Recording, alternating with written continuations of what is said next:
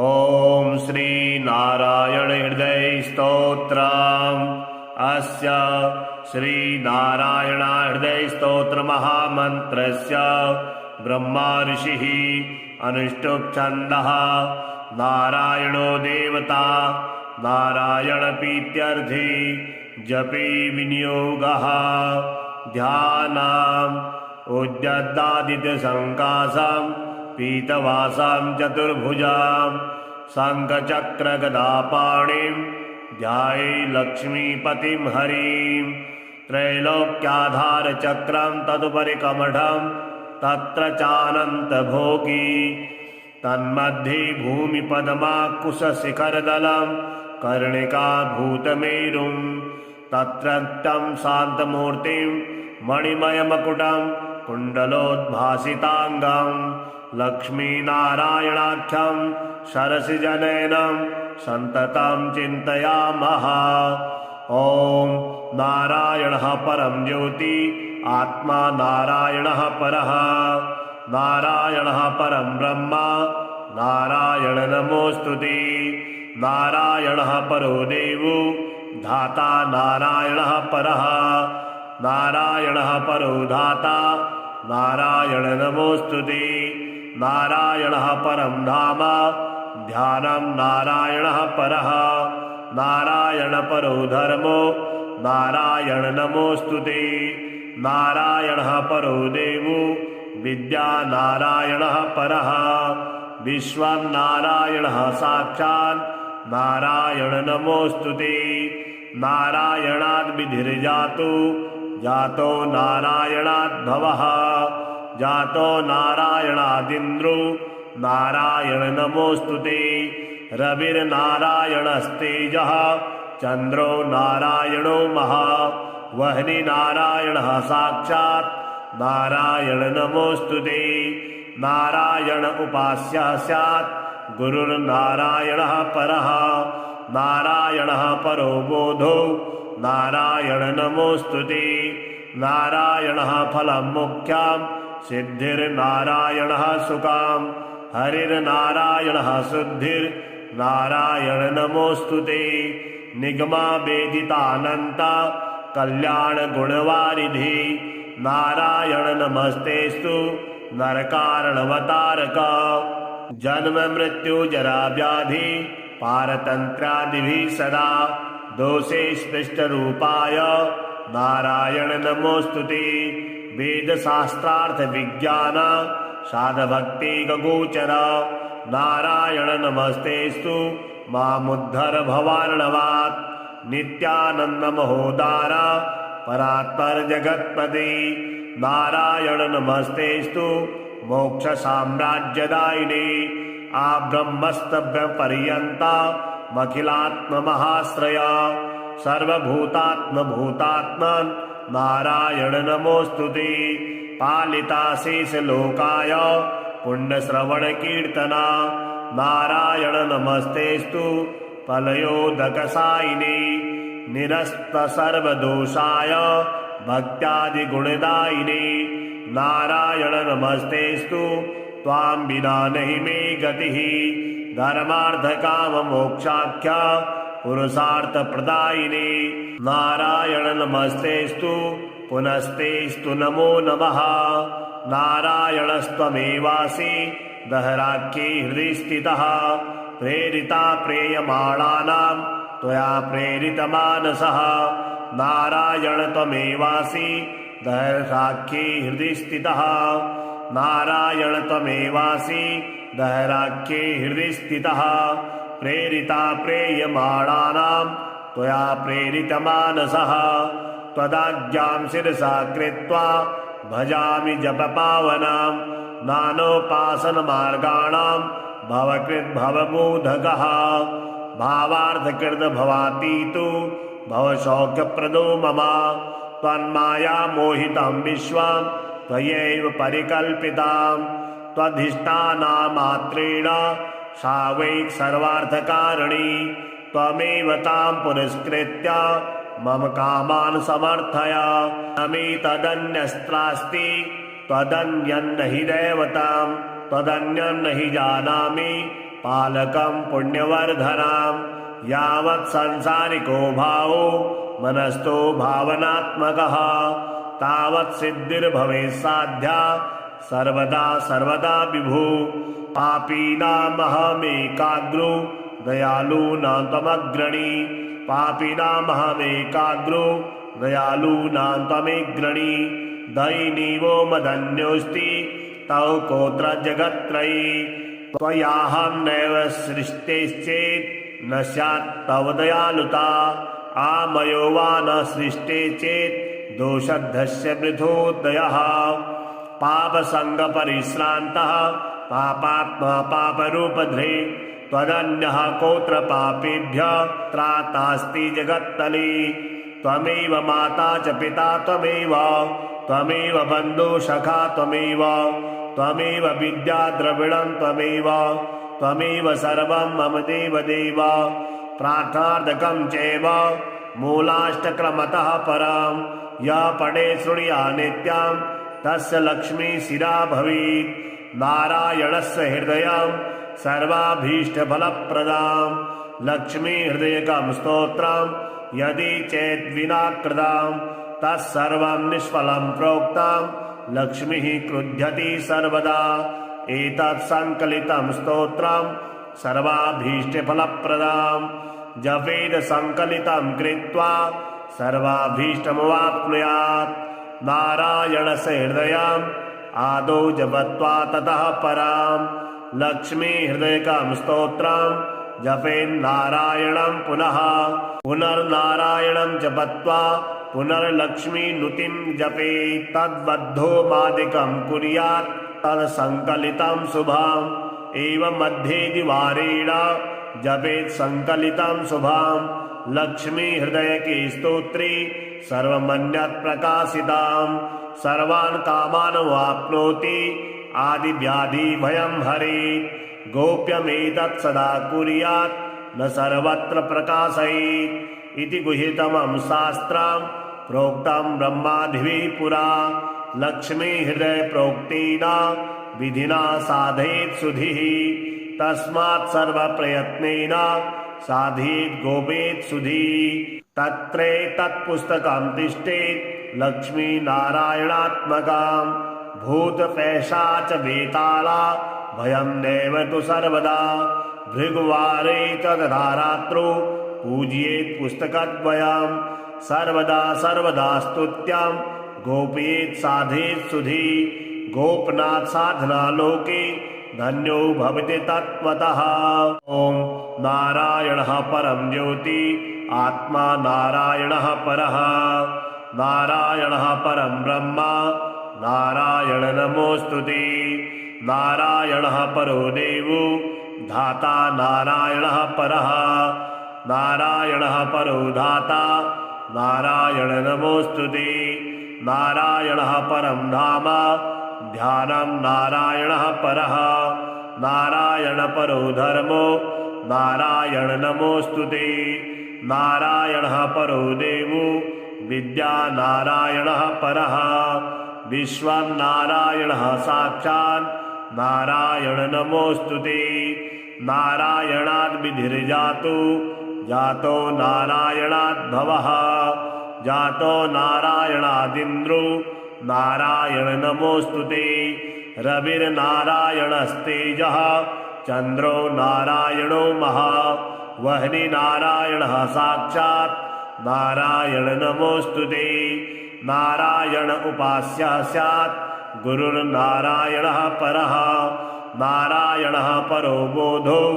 नारायण नमोऽस्तुते नारायणः फलं मुख्यं सिद्धिर्नारायणः सुकां हरिर्नारायणः शुद्धिर्नारायण नमोऽस्तुते निगमा वेदितानन्ता कल्याणगुणवारिधि नारायण नमस्तेस्तु नरकारणवतारक जन्म मृत्यु जरा व्याधि पारतन्त्रादिभिः सदा दोषे स्पृष्टरूपाय नारायण नमोऽस्तुते वेदशास्त्रार्थ विज्ञान साधभक्ति गोचर नारायण नमस्तेस्तु मामुद्धर भवार्णवात् नित्यानन्दमहोदार परात्पर-जगत्पते नारायण नमस्तेस्तु मोक्षसाम्राज्यदायिने आब्रह्मस्तव्यपर्यन्तामखिलात्ममहाश्रय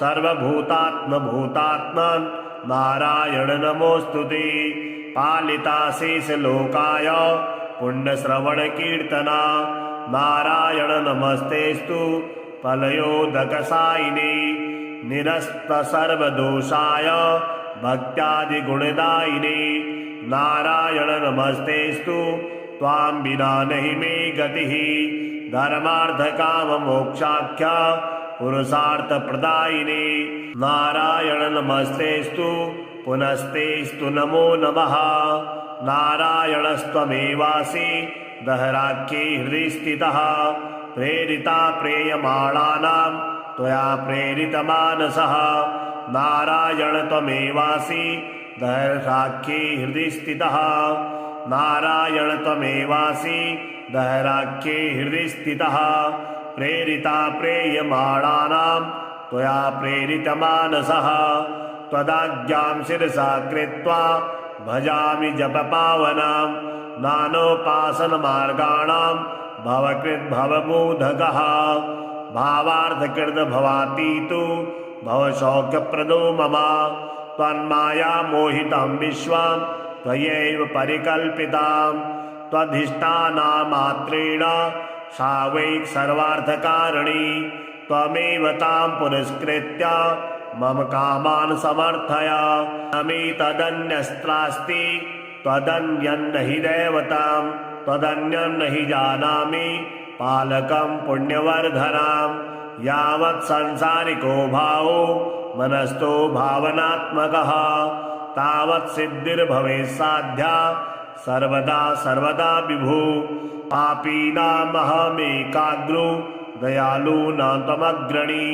पापीनामहमेकाग्रो दयालूनां त्वमेग्रणी दयिनीवो मदन्योऽस्ति तव कोत्र जगत्त्रयी त्वयाहं नैव सृष्टेश्चेत् न स्यात् तव दयालुता आमयो वा न सृष्टे चेत् दोषद्धस्य वृथोदयः पापसङ्गपरिश्रान्तः पापात्मा पापरूपधृ त्वदन्यः कोत्र पापेभ्यः त्रातास्ति जगत्तले त्वमेव माता च पिता त्वमेव बन्धु सखा त्वमेव विद्या द्रविणं त्वमेव सर्वं मम देवदेव प्रार्थनार्थकं चैव मूलाष्टक्रमतः परं यः पठे शृणुया नित्यं तस्य लक्ष्मी शिरा भवेत् नारायणस्य हृदयं सर्वाभीष्टफलप्रदां लक्ष्मी हृदयकं स्तोत्रं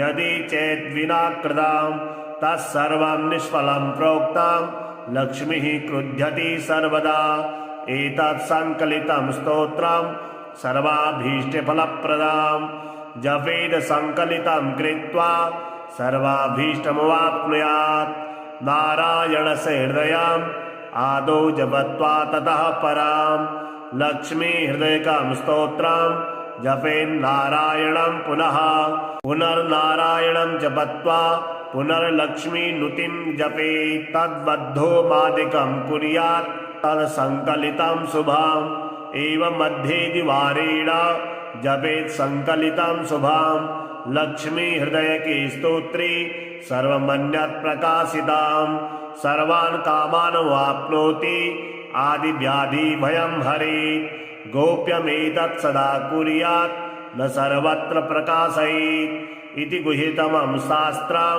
प्रोक्तं ब्रह्मादिभिः पुरा लक्ष्मी हृदय प्रोक्तेन विधिना साधयेत् सुधिः तस्मात् सर्वप्रयत्नेन साधयेत् गोपेत् सुधिः तत्रेतत्पुस्तकं तिष्ठेत् लक्ष्मी नारायणात्मकं भूतपैशाच वेताला भयं नैव तु सर्वदा भृगुवारे तदधारात्रो पूजयेत् पुस्तकद्वयं सर्वदा सर्वदा स्तुत्यं गोपयेत् साधयेत् सुधि गोपनाथ साधना लोके धन्यो भवति तत्त्वतः। ॐ नारायणः परं ज्योति आत्मा नारायणः परः। नारायणः परं ब्रह्म नारायण नमोऽस्तुते। नारायणः परो देवो धाता नारायणः परः। नारायणः परो धाता नारायण नमोऽस्तुते। नारायणः परं धाम ध्यानं नारायणः परः। नारायण परो धर्मो नारायण नमोऽस्तुते। नारायणः परो देवो विद्या नारायणः परः। विश्वं नारायणः साक्षात् नारायण नमोऽस्तुते। नारायणाद् विधिर्जातो जातो नारायणाद् भवः। जातो नारायणादिन्द्रो नारायण नमोऽस्तुते। रविर्नारायणस्तेजः चन्द्रो नारायणो महा। वह्नि नारायणः साक्षात् नारायण नमोऽस्तुते। नारायण उपास्यः स्यात् गुरुर्नारायणः परः। नारायणः परो बोधो नारायण नमोऽस्तुते। नारायणः फलं मुख्यां सिद्धिर्नारायणः सुखां। हरिर्नारायणः शुद्धिर्नारायण नमोऽस्तुते। निगमा वेदितानन्ता कल्याणगुणवारिधि नारायण नमस्तेस्तु नरकारणवतारक। जन्म मृत्यु जरा व्याधि पारतन्त्रादिभिः सदा दोषे स्पृष्टरूपाय नारायण नमोऽस्तुते। वेदशास्त्रार्थ विज्ञान साधभक्ति गोचर नारायण नमस्तेस्तु मामुद्धर भवार्णवात्। नित्यानंद महोदार परात्पर जगत्पते नारायण नमस्तेस्तु मोक्ष साम्राज्यदायिने। आब्रह्मस्तभ्य पर्यन्ता मखिलात्म महाश्रया सर्वभूतात्म भूतात्मन् नारायण नमोऽस्तुते। पालिता शेष लोकाय पुण्यश्रवण कीर्तना नारायण नमस्तेस्तु फलयोदकसायिने। निरस्त सर्वदोषाय भक्त्यादिगुणदायिने नारायण नमस्तेस्तु त्वां विना नहि मे गतिः। धर्मार्थ काम मोक्षाख्य पुरुषार्थ प्रदायिने नारायण नमस्तेस्तु पुनस्तेस्तु नमो नमः। नारायणस्त्वमेवासि दहराख्ये हृदि स्थितः। प्रेरिता प्रेयमाणानां त्वया प्रेरितमानसः। नारायण त्वमेवासि दहराख्ये हृदि स्थितः। नारायण त्वमेवासि दहराख्ये हृदि स्थितः। प्रेरिता प्रेयमाणानां त्वया प्रेरितमानसः। त्वदाज्ञां शिरसा कृत्वा भजामि जपपावनां। नानोपासनमार्गाणां भवकृद्भवबोधकः। भावार्थकृत भवातीतो भवशौक्यप्रदो मम। त्वन्माया मोहितं विश्वं त्वयैव परिकल्पितां। त्वधिष्ठानामात्रेण सा वै सर्वार्थकारिणी। त्वमेव तां पुरस्कृत्य मम कामान् समर्थय। न मे तदन्यस्त्रास्ति त्वदन्यं न हि दैवतं। त्वदन्यं न हि जानामि पालकं पुण्यवर्धनं। यावत् संसारिको भावो मनस्थो भावनात्मकः तावत् सिद्धिर्भवेत् साध्या सर्वदा सर्वदा विभु। पापीनामहमेकाग्रो दयालूनां त्वमग्रणी। पापीनामहमेकाग्रो दयालूनां त्वमेग्रणी।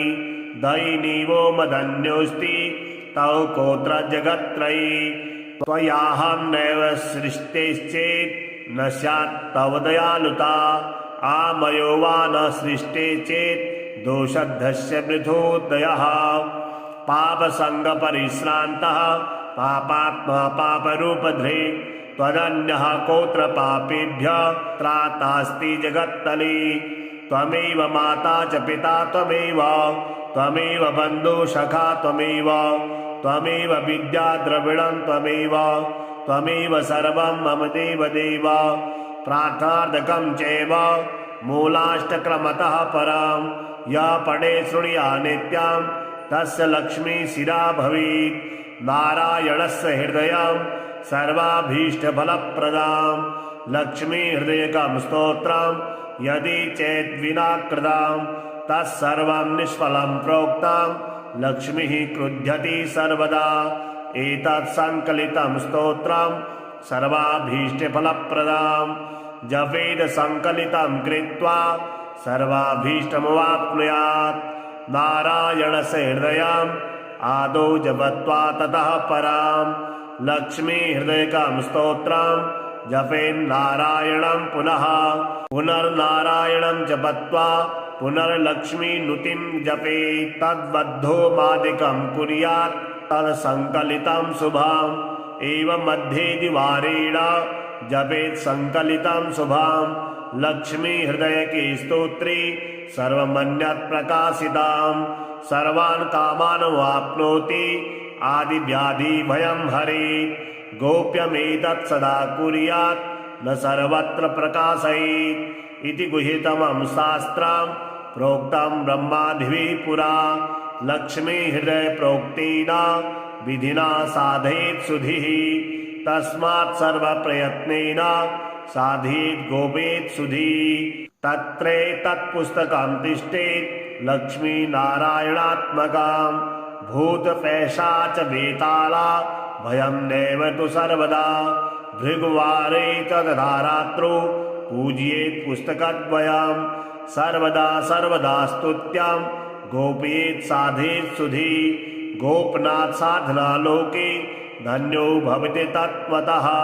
ॐ नारायणः परं ज्योति आत्मा नारायणः परः नारायणः परं ब्रह्मा नारायण नमोऽस्तुते।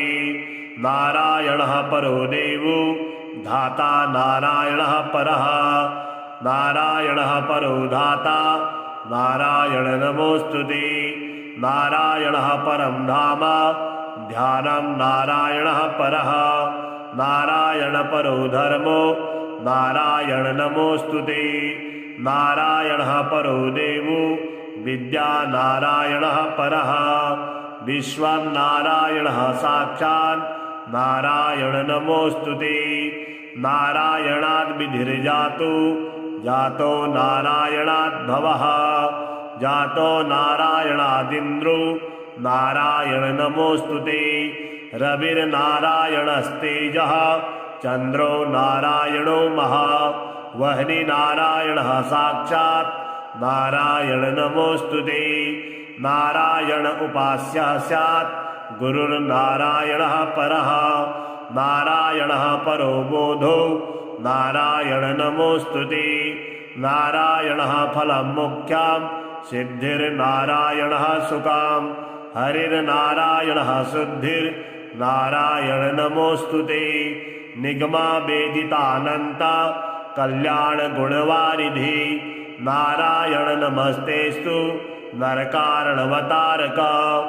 जन्म मृत्यु जरा व्याधि पारतन्त्रादिभिः सदा दोषे स्पृष्टरूपाय नारायण नमोऽस्तुते। वेदशास्त्रार्थ विज्ञान साधभक्ति गोचर नारायण नमस्तेस्तु मामुद्धर भवार्णवात्। नित्यानंद महोदार परात्पर जगत्पते नारायण नमस्तेस्तु मोक्ष साम्राज्यदायिने। आब्रह्मस्तभ्य पर्यन्ता मखिलात्म महाश्रय सर्वभूतात्म भूतात्मन् नारायण नमोऽस्तुते। पालिता शेष लोकाय पुण्यश्रवण कीर्तना नारायण नमस्तेस्तु फलयोदकसायिने। निरस्त सर्वदोषाय भक्त्यादिगुणदायिने नारायण नमस्तेस्तु त्वां विना नहि मे गतिः। धर्मार्थकाममोक्षाख्य पुरुषार्थप्रदायिने नारायण नमस्तेस्तु पुनस्तेस्तु नमो नमः। नारायणस्त्वमेवासि दहराख्ये हृदि स्थितः प्रेरिता प्रेयमाणानां त्वया प्रेरितमानसः। नारायण त्वमेवासि दहराख्ये हृदि स्थितः नारायण त्वमेवासि दहराख्ये हृदि स्थितः प्रेरिता प्रेयमाणानां त्वया प्रेरितमानसः त्वदाज्ञां शिरसा कृत्वा भजामि जपपावनां नानोपासनमार्गाणां भवकृद्भवबोधकः भावार्थकृत भवातीतु भवशौक्यप्रदो मम त्वन्माया मोहितं विश्वं त्वयैव परिकल्पितां त्वधिष्ठानामात्रेण सा वै सर्वार्थकारिणी त्वमेव तां पुरस्कृत्य मम कामान् समर्थय अमी तदन्यस्त्रास्ति त्वदन्यं न हि दैवतां त्वदन्यं न हि जानामि पालकं पुण्यवर्धनां यावत् संसारिको भावो मनस्तो भावनात्मकः तावत् सिद्धिर्भवेत् साध्या सर्वदा सर्वदा विभु पापीनामहमेकाग्रो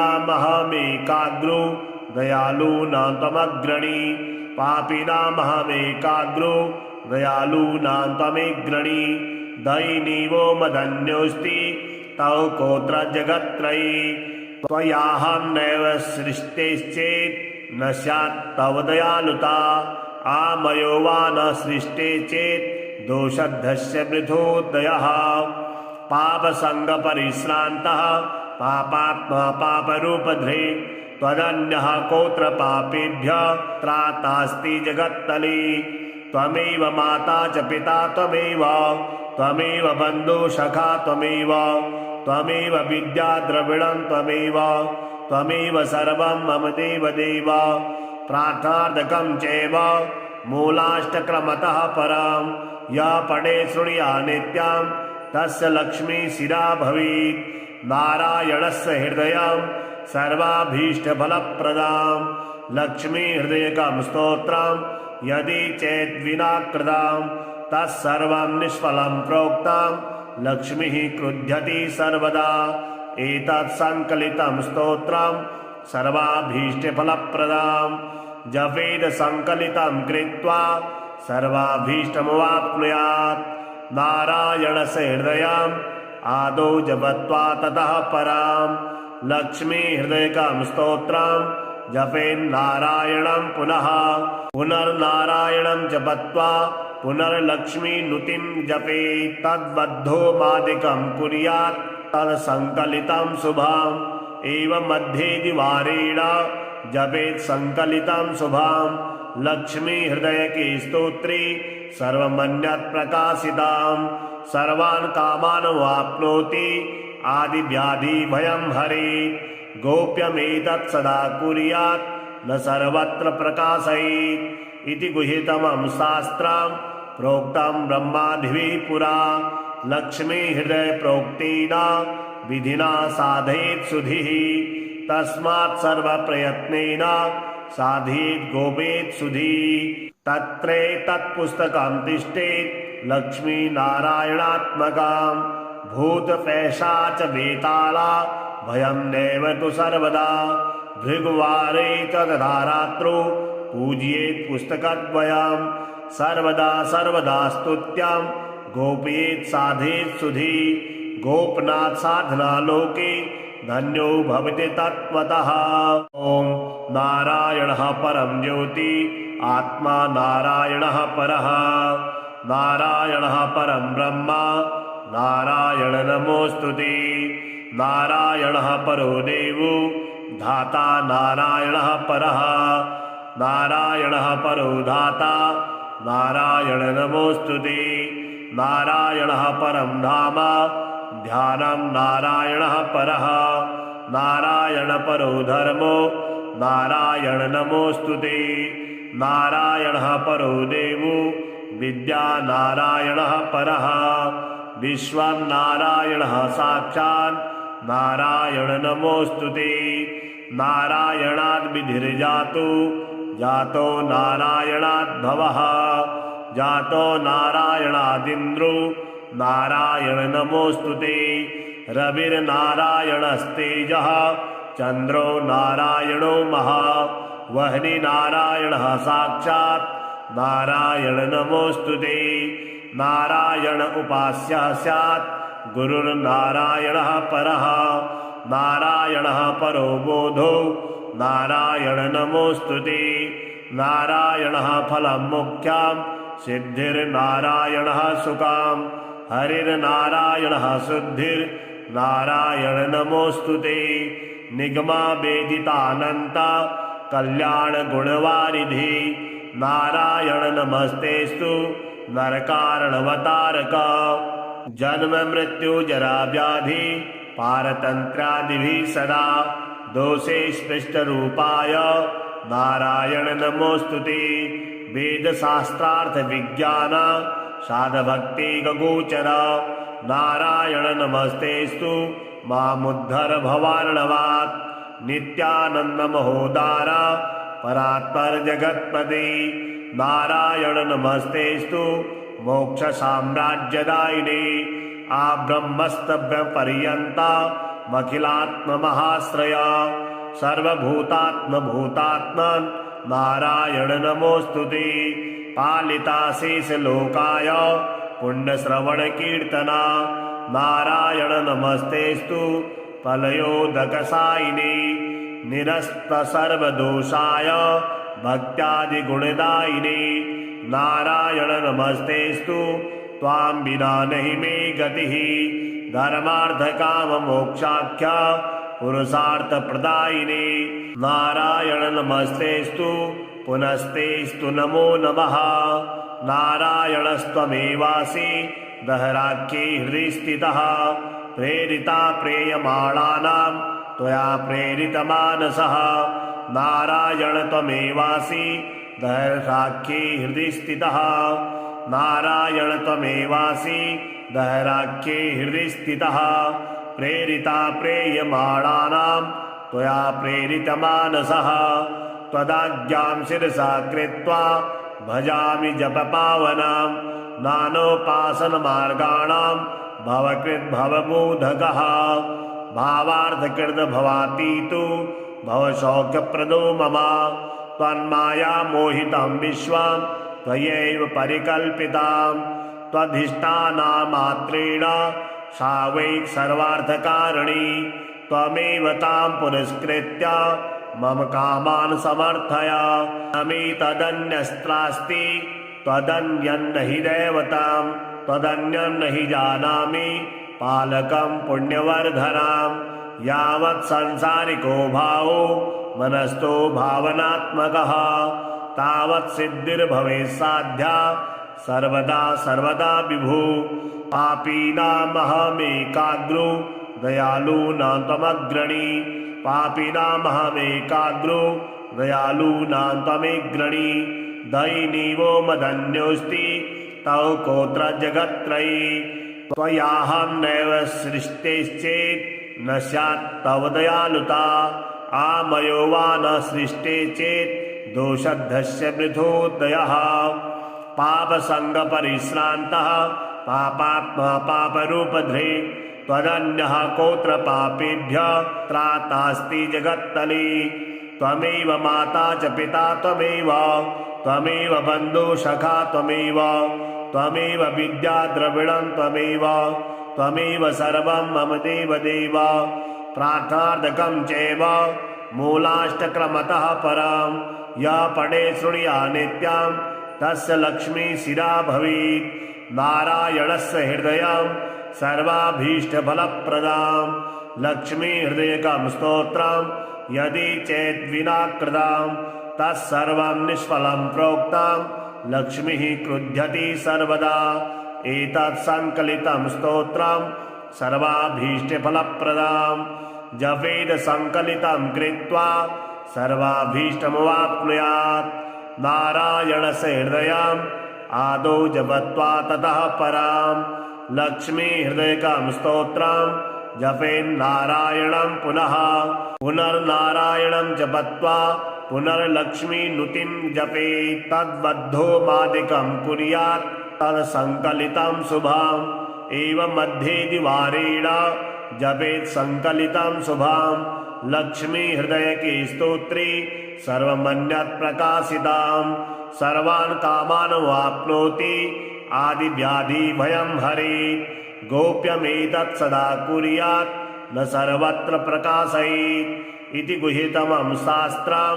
प्रोक्तं ब्रह्मादिभिः पुरा लक्ष्मी हृदय प्रोक्तेन विधिना साधयेत् सुधीः तस्मात् सर्वप्रयत्नेन साधयेत् गोपेत् सुधीः तत्रैतत्पुस्तकं तिष्ठेत् लक्ष्मीनारायणात्मकं भूतपैशाच वेताला भयं नैव तु सर्वदा भृगुवारे तथा रात्रौ पूजयेत् पुस्तकद्वयं सर्वदा सर्वदा स्तुत्यं गोपयेत् साधयेत् सुधीः गोपनाथ साधना लोके धन्यो भवति तत्त्वतः।